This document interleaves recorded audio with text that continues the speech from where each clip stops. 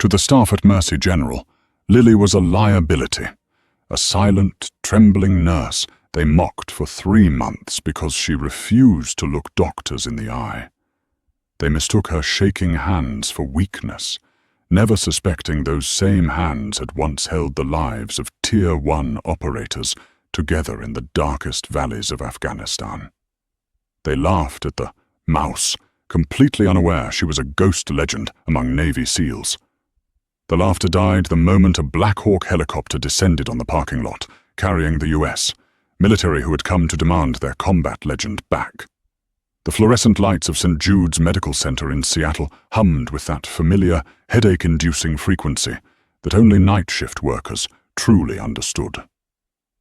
It was 2 a.m., the witching hour, where the caffeine wears off and the patience of the staff wears thin.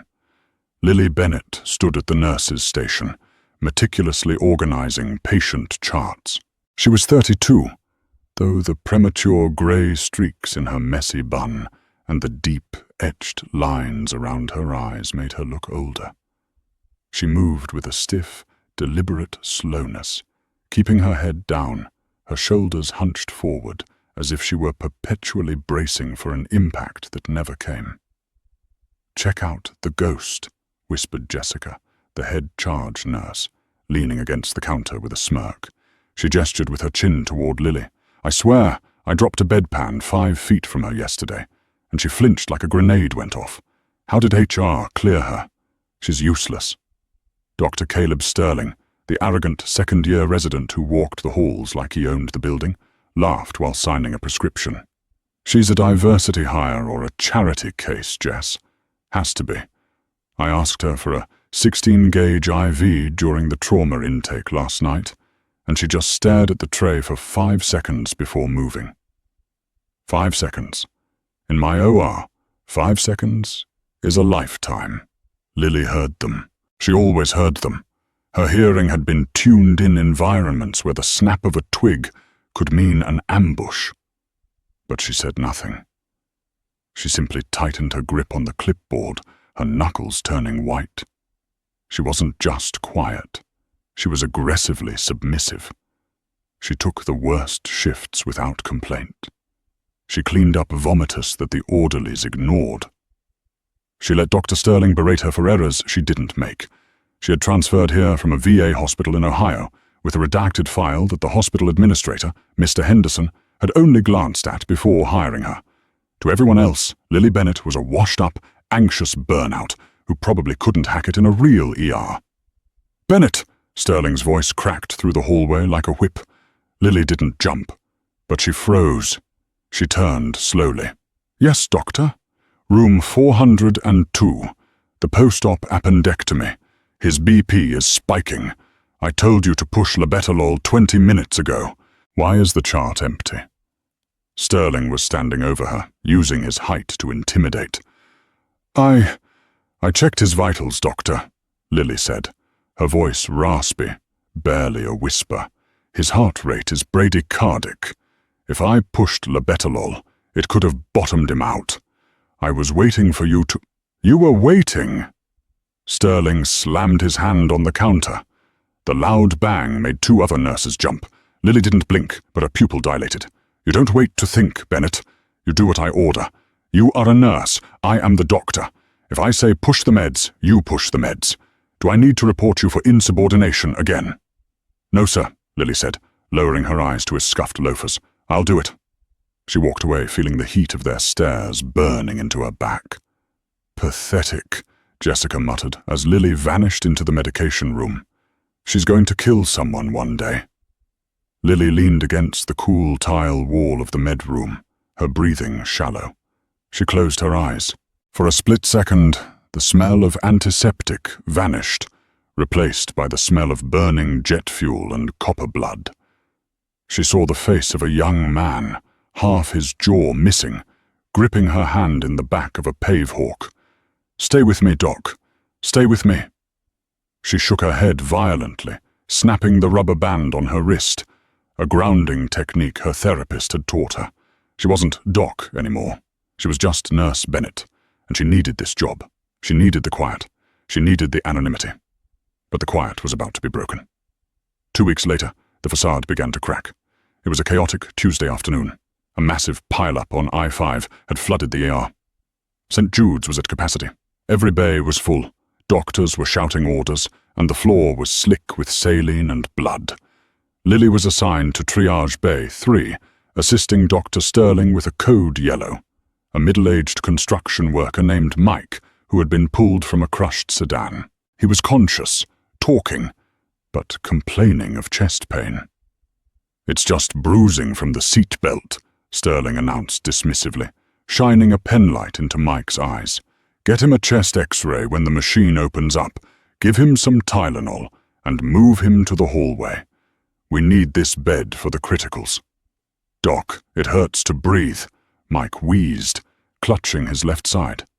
"You broke a rib, Mike. It hurts. That's how it works," Sterling snapped, turning to leave. "Bennett, move him."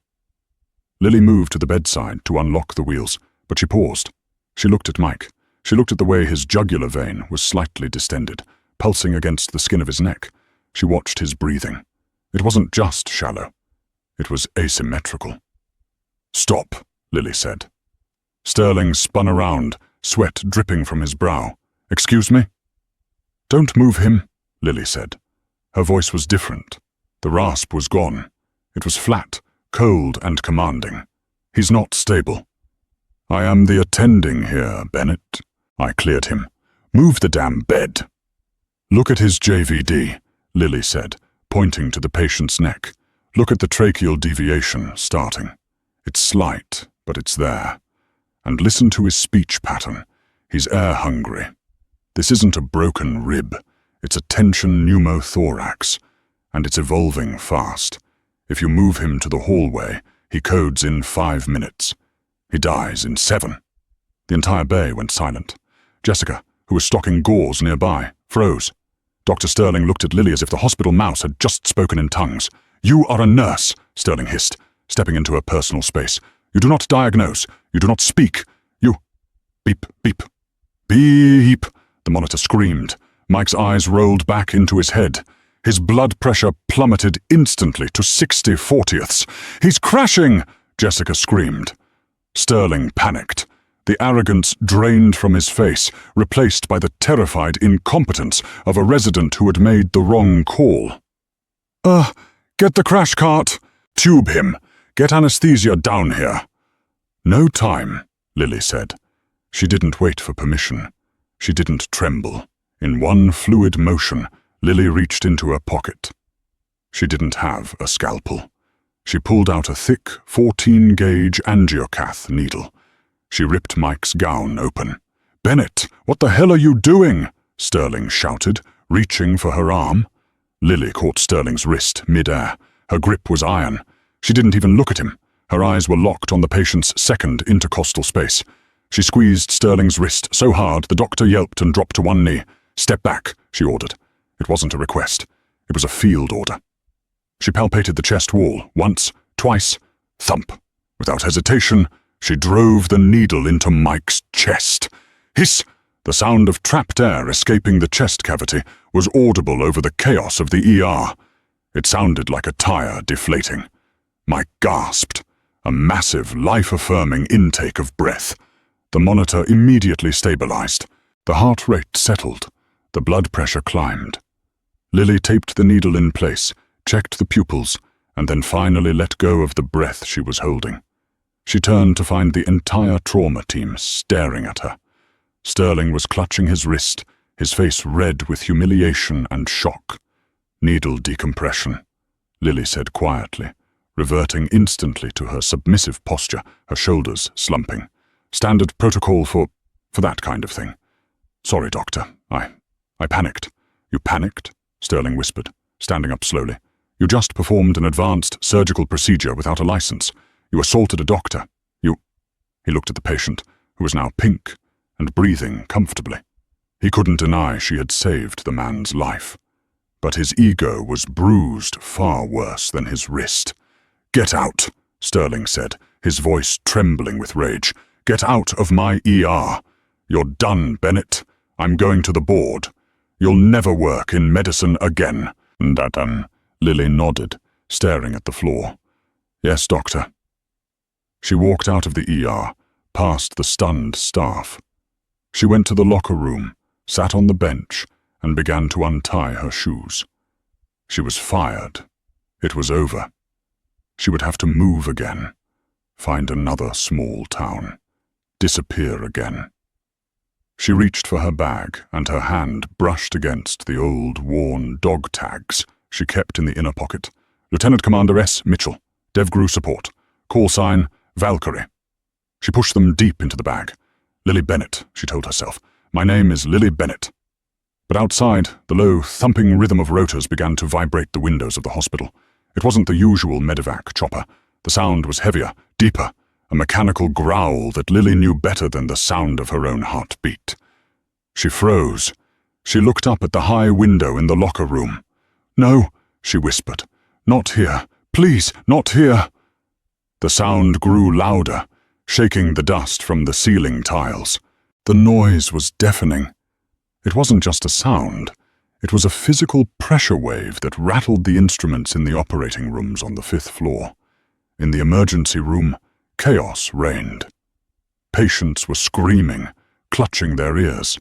The automatic sliding doors at the ambulance bay blew open and stuck there, jammed by the sheer force of the wind. Outside, in the physician's parking lot, specifically crushing Dr. Sterling's reserved spot sign, a massive shadow descended from the sky. It was an MH-60M Black Hawk, but not the standard military issue. This machine was matte black, devoid of reflective surfaces, with no identifying white stars or unit numbers painted on the fuselage. It was a ghost bird, an asset of the Joint Special Operations Command, JSOC. Dr. Sterling, still fuming from the incident with Lily, stormed towards the ambulance bay doors, followed closely by Mr. Henderson, the hospital administrator, and Paul, the lone, overweight security guard. "This is insane!" Sterling screamed over the roar of the rotors. "They're landing in the staff lot. That's a violation of FAA regulations. I'm going to have their licenses. Paul, get their badge numbers." Paul, clutching his hat, looked at Sterling like he was insane. "Doctor, that's a military chopper. I don't care who they are. They're damaging my BMW." The helicopter touched down, the landing gear groaning as it compressed under the weight. The rotors didn't spin down. They kept turning at high idle, kicking up a storm of grit, candy wrappers, and loose gravel that pelted Sterling's face. The side door of the Black Hawk slid open with a metallic clack. 4 men jumped out. They didn't look like the National Guard soldiers the hospital staff saw during flood relief. These men were bearded, their faces smeared with grease and dirt. They wore multicam trousers and T-shirts stretched tight over armor plates. Their helmets were high-cut, adorned with strobes, battery packs, and quad-lens panoramic night vision goggles flipped up like insect eyes. And they were armed, heavily armed. Short-barreled HK 416 rifles with suppressors were slung across their chests. They moved with a predatory, fluid grace, weapons at the low ready, scanning the perimeter not like visitors, but like they were securing a landing zone in hostile territory. "Hey!" Sterling marched forward, his white coat flapping violently in the rotor wash. He held up a hand. "You cannot land here. This is a private medical facility. You are trespassing." The lead operator, a towering man with a thick red beard and a scar running through his left eyebrow, didn't even slow down. He simply walked through Sterling as if the doctor were a ghost. His shoulder checked Sterling hard enough to send the doctor stumbling back into a row of shopping carts. The operator ignored him and marched straight for the automatic doors. He reached up to his radio headset. "Havoc to base. We are on deck. Securing the asset, now." Mr. Henderson, the administrator, found his courage. He stepped in front of the sliding doors, blocking the entrance. "Now see here. I am the administrator of this hospital. You cannot bring weapons in here. Who is in charge?" The lead operator stopped. He looked down at Henderson. His eyes were icy blue and bloodshot. He looked like he hadn't slept in 3 days.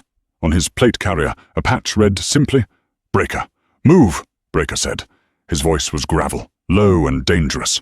"I will call the police," Henderson squeaked. Breaker stepped closer, looming over the small man. "Sir, we are operating under Title 50 authority sanctioned by the National Security Council.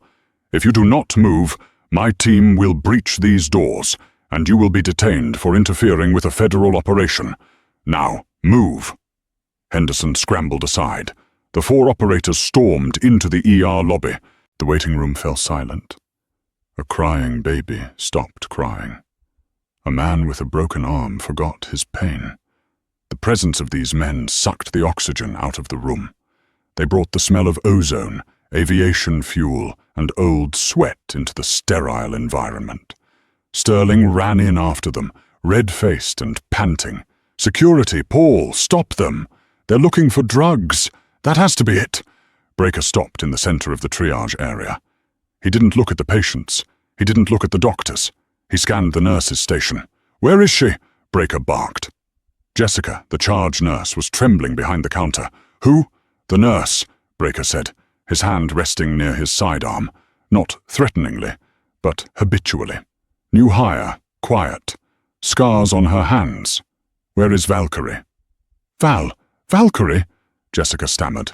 "We don't have anyone named Valkyrie. We have a Lily. Lily Bennett." Breaker looked at his team. "Clear the back. Find her." "You're looking for Bennett?" Sterling laughed, a hysterical, high-pitched sound. "The mouse, the incompetent one. I just fired her. She's in the locker room packing her trash. You guys are here to arrest her, right? Did she kill someone at her last hospital? I knew it. I knew she was a fraud." Breaker turned slowly to face Sterling. The other 3 operators stopped, their hands tightening on their rifles. The air in the room grew heavy. "You fired her?" Breaker asked softly. "Damn right I did." Sterling puffed out his chest. "She assaulted me. She performed an unauthorized procedure. She's unstable." Breaker walked up to Sterling until they were nose to nose. The operator smelled of gunpowder. "If you fired her," Breaker whispered, "then you just compromised the most valuable medical asset the United States Navy possesses. And if she's left the building, Doctor, I'm going to hold you personally responsible for the death of the man in that chopper." Sterling blinked. "What?" "Check the locker room," Breaker shouted to his team. "Go!" Lily had her shoes tied. Her bag was slung over her shoulder. She was walking towards the back exit of the locker room, intending to slip out the fire escape and vanish into the alleyway. She heard the commotion outside, the shouting, the heavy boots on the linoleum. She knew that cadence. She knew the sound of those boots. "Don't turn around," she told herself. "Just keep walking. You're Lily Bennett. You're a nobody." "Valkyrie?" The voice echoed off the metal lockers. It was a voice she hadn't heard in 18 months. A voice she had tried to drown out with therapy and medication. Lily froze. Her hand hovered over the push bar of the exit door. "Don't make me chase you, Lily," the voice said. It was softer now, pleading. Lily slowly turned around. Standing in the doorway of the locker room was Commander Jack Breaker Hayes. He looked older than she remembered, more grey in the beard, darker circles under the eyes. But he was still the mountain of a man who had carried her out of the Zagros Mountains when she took shrapnel to the leg. "I'm not her anymore, Jack," Lily said, her voice shaking. "I'm retired. I'm out. I signed the papers." "There is no out for people like us, Lily," Jack said, stepping into the room. He left his rifle with his team in the hall. He approached her with open hands. "You know that." "I can't do it," Lily whispered, tears welling in her eyes. "I can't lose another one. I can't have that blood on me again. I'm just a nurse now. I hand out Tylenol. I get yelled at by residents. It's peaceful." "Peaceful," Jack scoffed gently. "I saw you in the hall. You look like a caged animal. You're dying here, Lily. Slowly. We both know it." "Why are you here, Jack?" Lily asked, hardening her expression. "You didn't land a bird in a civilian hospital parking lot just to say hi." Jack's face fell. The tough warrior mask slipped, revealing a terrified friend. "It's Tex." Lily felt the blood drain from her face. Tex? We were on a training op up near the border. Live fire. Something went wrong with the breach. A ricochet. Or a malfunction. I don't know. Jack swallowed hard. He took a hit, Lily. Neck. Just above the clavicle. It clipped the artery. We have a field dressing on it, but he's bleeding out. We couldn't make it to the base. This was the closest level 1 trauma center. So bring him to the ER, Lily shouted. Sterling is an idiot, but the trauma team here is capable. They have surgeons. They can't touch him, Jack said grimly. What? Why? Because the round that hit him? Jack hesitated. It's experimental ordnance. It's a prototype, fragmenting round. It's lodged against the spine. If a civilian surgeon tries to pull it out the way they learned in med school, it'll detonate, or it'll shred the spinal cord. They don't know the ballistics, Lily. You do. You helped design the protocol for field extraction of UXO, unexploded ordnance, in bodies. You're the only one who has ever done it and kept the patient alive. Lily leaned against the locker, breathing hard. Jack, I haven't held a scalpel in a year. My hands, they shake. Jack reached out and took her hands.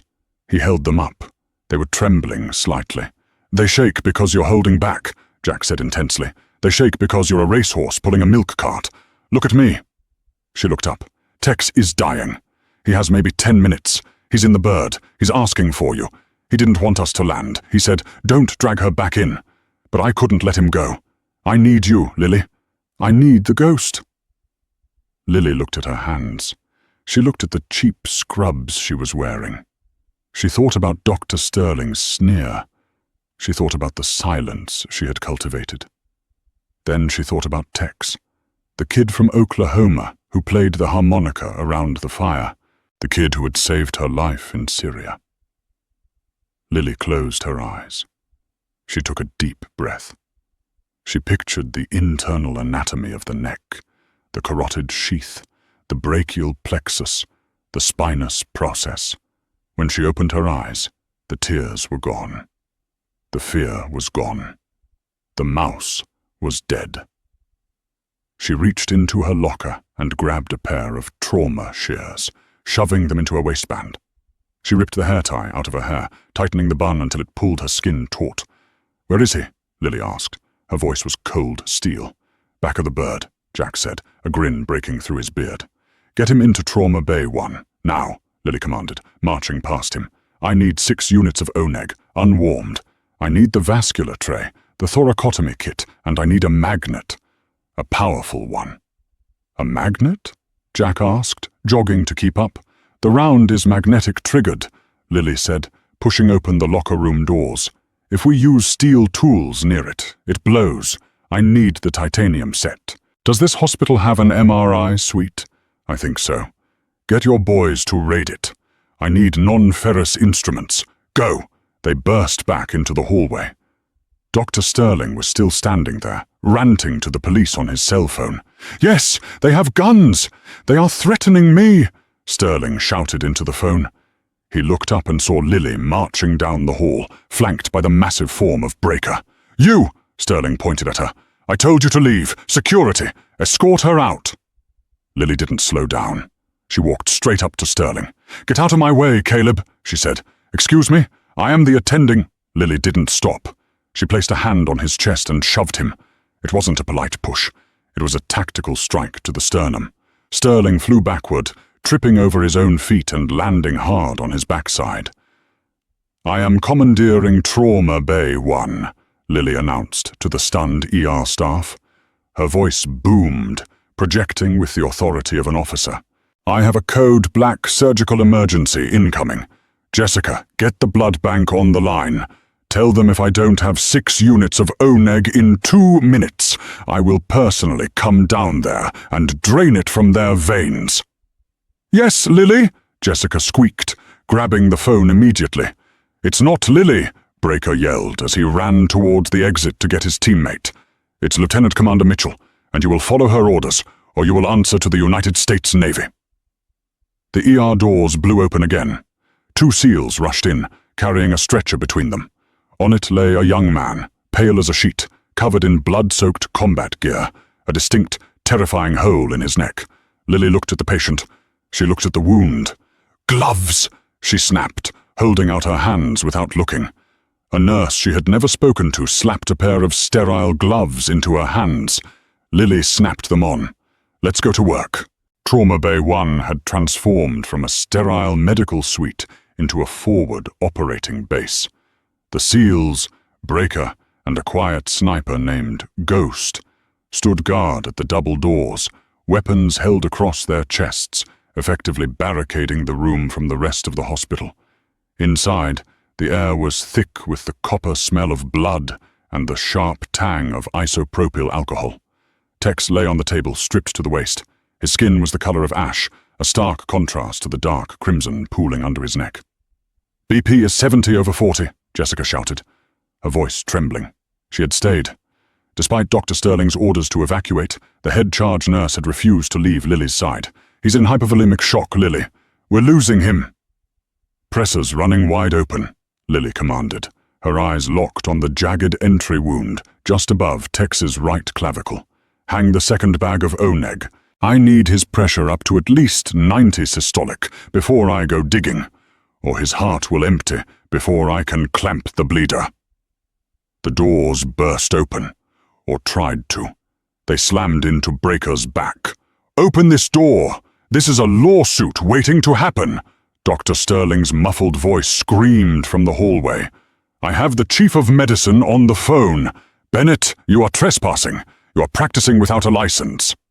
Breaker didn't budge. He looked through the small glass window of the door, his face a mask of stone, and simply locked the deadbolt. "Ignore him," Lily said, her voice eerily calm. She held out her hand. "MRI kit." A terrified radiology tech, a young man named Dave, stepped forward.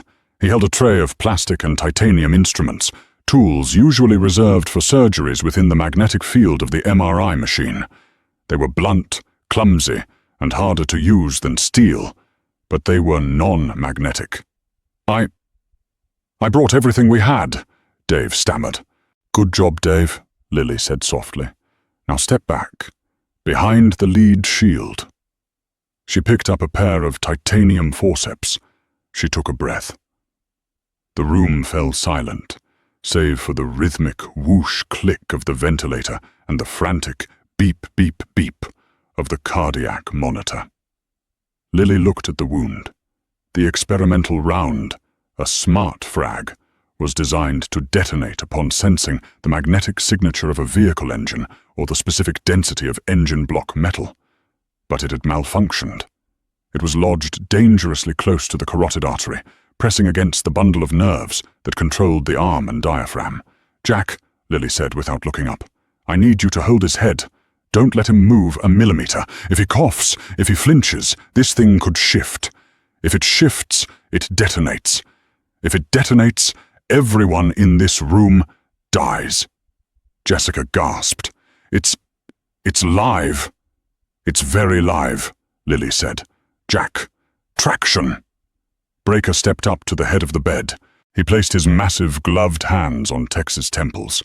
He looked down at his teammate, then up at Lily. "I trust you, Val. Bring him home." Lily lowered the forceps. Her hands, the hands that everyone mocked for trembling while holding a coffee cup, were now perfectly supernaturally still. It was as if the adrenaline had cauterized her anxiety. She was no longer the mouse. She was the machine. She inserted the forceps into the wound tract. "I can feel the casing," she whispered. "It's jagged. It's wrapped in the fascia." Tex's heart rate spiked to 140. "He's feeling it," Lily murmured. "Anesthesia isn't deep enough. Push another 50 of rock and 100 of fentanyl." "Pushing," Jessica said. Lily worked with microscopic precision. She couldn't use suction because the metal tip of the suction catheter might trigger the fuse. She had to use gauze sponges to clear the field, dabbing blindly at the blood welling up from the tear in the jugular vein. "I have the bleeder," she said. "It's a partial transection of the internal jugular. I'm going to clamp it now." She clamped the vein with a plastic hemostat. The bleeding slowed. "Okay," Lily exhaled. Now for the hardware. She went deeper. The tip of the forceps brushed against something hard. A faint, high-pitched whine emitted from the wound. Everyone froze. "What is that?" Dave whispered from behind the lead shield. "Capacitor charge," Breaker said, sweat dripping down his nose. "It's waking up." "Don't move," Lily hissed. The whine grew higher in pitch. The round was sensing the disturbance. It was calculating whether to explode. Lily closed her eyes for a split second, visualizing the schematic of the MK4 smart frag she had studied years ago during an EOD briefing. It had a 3-second delay once the anti-tamper circuit was tripped. "I have to pull it," Lily said. "Now. If I go slow, it blows. If I yank it, I might tear the artery." "Your call, Valkyrie," Breaker said. "On 3, Lily said. She adjusted her grip on the forceps. She dug her heels into the floor. 1. The whine was a scream now. 2. Sterling was pounding on the glass of the door outside, oblivious to the fact that he was trying to break into a blast zone. 3. Lily pulled. It wasn't a yank, but a smooth, powerful extraction. With a wet shuck sound, a small cylindrical object covered in blood and gore came free. The whine stopped. Lily didn't celebrate. She turned and gently placed the device into a emesis basin filled with saline that Dave was holding. "Dave, run!" Lily shouted. "Take that basin to the loading dock. Throw it as far as you can into the vacant lot. Go!" Dave didn't ask questions. He grabbed the basin and sprinted out the back door of the trauma bay, kicking it open and disappearing into the hallway. Breaker watched him go, then looked back at Lily. "Clear?" "Not yet," Lily said, dropping the plastic tools and grabbing a standard steel needle driver from the crash cart. "Now I have to sew his neck back together before he bleeds out. Give me 4-0 proline. Now!" 10 seconds later, a dull, thumping boom shook the hospital. Car alarms began to wail in the distance. The shockwave rattled the cabinets in the trauma bay. Dave had made the throw. Dr. Sterling stopped pounding on the door. The silence in the hallway was absolute. Inside, Lily didn't even flinch. She was throwing stitches, her hands moving in a blur of motion, tying knots, closing layers, sealing the vessel. "BP rising," Jessica said, her voice filled with awe. 100/60. Sinus rhythm. He's stabilizing. Lily placed the final stitch. She cut the thread. She placed a sterile dressing over the wound and taped it down. She stripped off her bloody gloves and dropped them on the floor. She looked at Breaker. "He's going to make it," she said. And then the adrenaline dumped. Her knees buckled. Breaker caught her before she hit the floor, holding her up by her scrub top. "Easy, Doc," he smiled. "You did good." The doors to Trauma Bay 1 were finally unlocked. It wasn't just Dr. Sterling waiting outside anymore. The hospital's CEO, Mr. Henderson, was there. The chief of medicine, Dr. Aris Thorne, had arrived. 2 police officers stood with hands on their holsters, and behind them, a gaggle of nurses, orderlies, and patients craned their necks to see what had happened. Lily walked out first, wiping blood from her forehead with the back of her arm. Breaker was a step behind her, his rifle slung, looking like a bodyguard for a head of state. "Arrest her!" Sterling shouted, pointing a shaking finger at Lily. "She stole medical supplies. She endangered the hospital. She set off an explosion in the parking lot. Officer, take her into custody." The police officers stepped forward, looking uncertain. They looked at the massive Navy SEAL standing behind the petite nurse. They looked at the smoke rising from the vacant lot outside the window. "Miss Bennett?" one officer asked. "We need to ask you some questions." "She's not saying a word," Breaker rumbled. "This is a civilian matter," Henderson, the administrator, squeaked. "She is an employee of St. Judas, and she has violated every protocol in the handbook. She is fired, effective immediately, and we will be pressing charges for reckless endangerment." "Reckless?" The voice came from the trauma bay. The crowd parted. Tex, the patient, was sitting up on the gurney. He was pale, shirtless, and covered in bandages, but he was awake. He swung his legs over the side of the bed. "Tex, stay down!" Lily ordered, turning back. "I'm good, Val," Tex rasped, his voice gravelly from the intubation. He stood up, swaying slightly. "I just heard someone call the best combat medic in the Northern Hemisphere reckless." Had to see who the idiot was. Tex walked, stumbled really, to the doorway. He leaned against the frame, looking at Sterling and Henderson. "Do you know who you're talking to?" Tex asked. "She's a nurse," Sterling spat. "A quiet, incompetent nurse who—" "Quiet?" Tex laughed. It was a dry, painful sound. "Yeah, she's quiet. You get quiet when you spend 2 days lying in a ditch in Syria, keeping pressure on a femoral artery with one hand and returning fire with the other. You get quiet when you have to choose which of your friends lives and which one dies because you only have 1 bag of plasma left." The hallway was dead silent.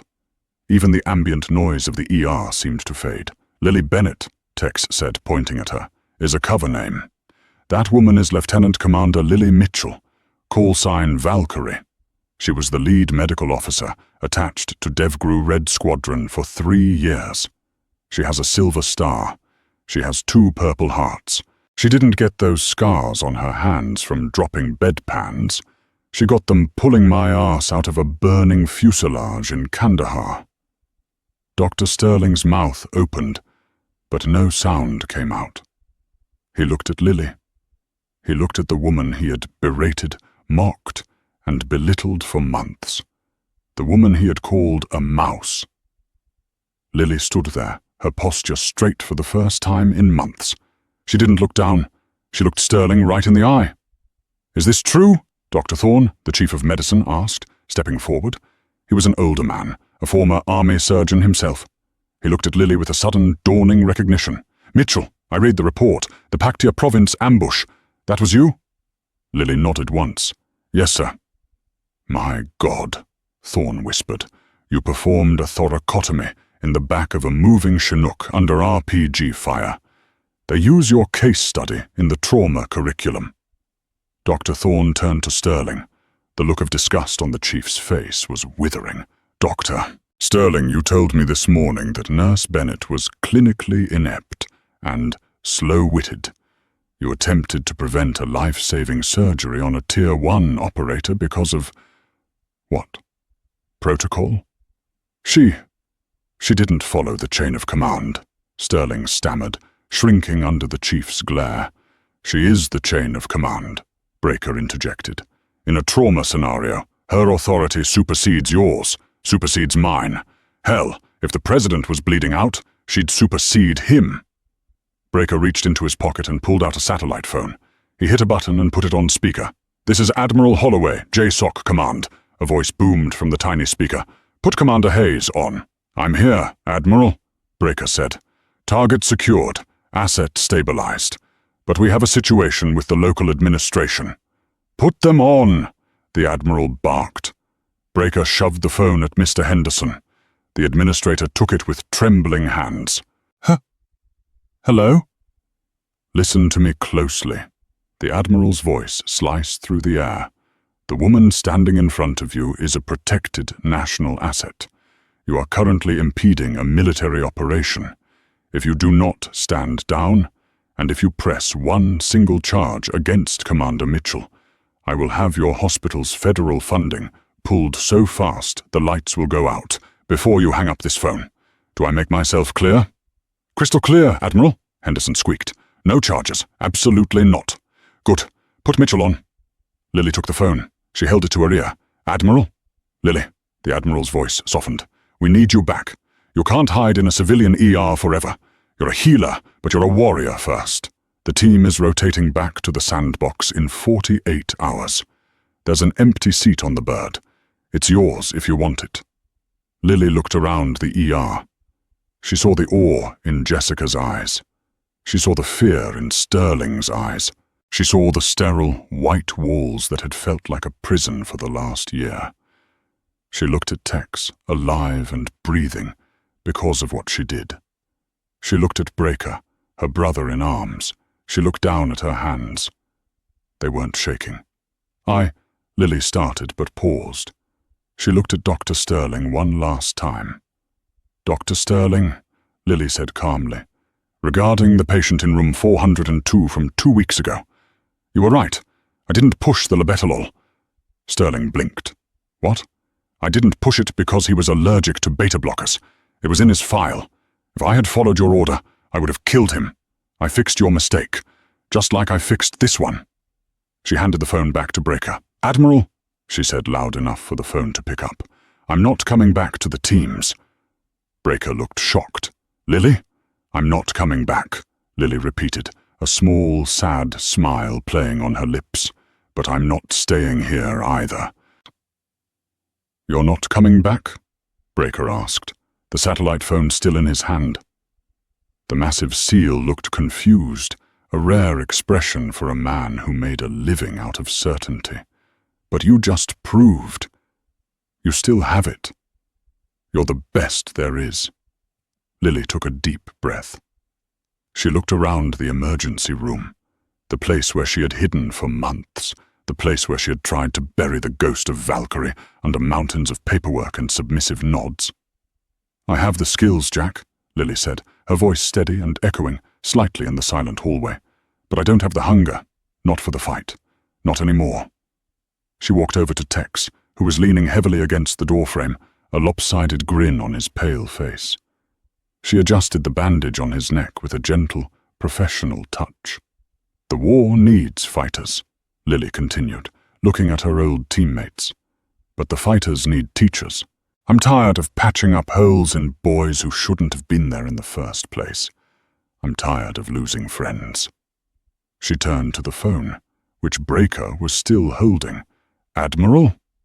"I'm listening, Commander." The Admiral's voice crackled. "I won't deploy," Lily said firmly. "My days in the sandbox are done. But you have a backlog of 300 combat medic candidates at the Naval Special Warfare Center who are learning outdated protocols.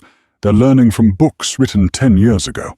They need someone who knows what modern ballistics do to a human body." There was a pause on the line. "You want to become an instructor?" "I want to be the lead instructor for the Special Operations Combat Medic course," Lily corrected him. "I want full autonomy over the curriculum. And I want my commission reinstated, but strictly stateside. I'll teach them how to keep you boys alive, so I don't have to do it myself." "Done," the Admiral said instantly. "Report to Coronado on Monday." "Welcome home, Valkyrie." Breaker grinned, clapping a heavy hand on Lily's shoulder. "Instructor Mitchell, God help those recruits. You're going to eat them alive." "Only the weak ones," Lily smiled. She turned back to the hospital staff. The dynamic had shifted permanently. She was no longer the subordinate. She was the highest-ranking officer in the room. She walked up to Jessica. The charge nurse flinched slightly, but Lily reached out and took her hand. "You stayed," Lily said softly. "When Sterling ran, you stayed. You passed the meds. You held the line. You're a good nurse, Jess. Don't let anyone like him," she jerked her head towards Sterling, "convince you otherwise." Jessica teared up, nodding. "Thank you, Lily. I mean, Commander." "Lily is fine." Finally, Lily turned to Dr. Caleb Sterling. The young doctor was leaning against the wall, looking like a deflated balloon. His ego had been punctured, his authority shattered, and his prejudice exposed. He couldn't meet her eyes. "Dr. Sterling," Lily said. He looked up, flinching. "You have good hands," Lily said. "Mechanically, you are a decent surgeon. But medicine isn't about mechanics. It's about humility. You almost killed a man today because you couldn't admit that a nurse might know something you didn't. You treat titles, not patients." She stepped closer, lowering her voice so only he could hear. "I'm leaving. You'll keep your job. You'll keep your parking spot. But every time you walk into a trauma bay, every time you scream at a new nurse for being too slow or too quiet, I want you to remember today. I want you to remember that the person you're yelling at might just be the only thing standing between your patient and a body bag. Be better, Caleb, or get out of the way." She didn't wait for an answer. She turned on her heel. "Let's go," she said to the SEALs. "We can give you a lift," Breaker said, gesturing to the exit. "Beats taking the bus." Lily laughed. "Yeah, I guess one last ride won't hurt." The group moved towards the exit. Lily Bennett, the mouse of Mercy General, walked out the automatic doors flanked by 4 of the deadliest men on the planet. Outside, the Black Hawk's rotors began to spin up again, the whine of the engines growing into a roar. The wind whipped Lily's hair, pulling strands loose from her bun. She didn't fix it. She climbed into the cabin, sitting next to Tex. As the helicopter lifted off, blowing dust and debris over Dr. Sterling's BMW one last time, Lily looked down through the window. She saw the hospital shrinking below her. She saw the small, petty world she was leaving behind. She wasn't running away this time. She was moving forward. She reached into her pocket, pulled out the dog tags she had hidden for so long, and placed them around her neck. The cold metal felt heavy against her skin. It felt right. The mouse was dead. Valkyrie was back, and she had work to do. 6 months later. The lecture hall at the Naval Amphibious Base in Coronado was stiflingly hot.